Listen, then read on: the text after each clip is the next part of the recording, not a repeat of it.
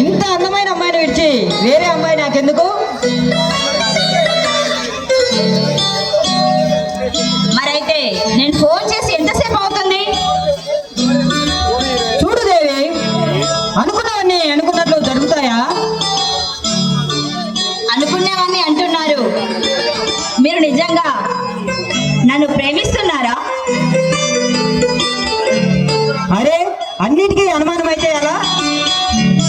అభిమానిగా నన్ను చేరి నన్నే నీ అభిమానిగా మార్చుకున్నా నీ పట్టుదలకి ఫెంటాస్టిక్. అదేగా నీ అలుసు.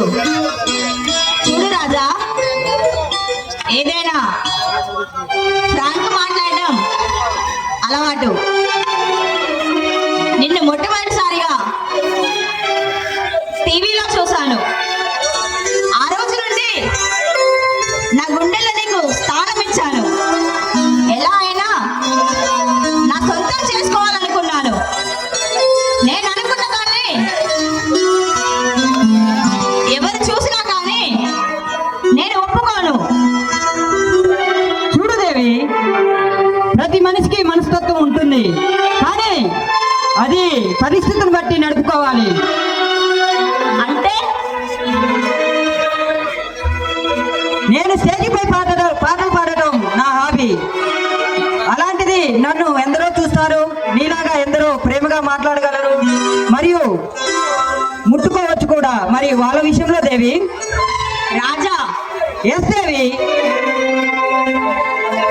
మనం ఎదుటి వారిని ఏ ఉద్దేశంతో చూస్తామో ఆ మనిషి అలానే కనిపిస్తాడు. చూసే ఉద్దేశంలో తేడా ఉంటుంది కానీ మనిషి ప్రవర్తన బట్టి కాదు దేవి. అనుమానం మనిషికి ఉండటం సహజం.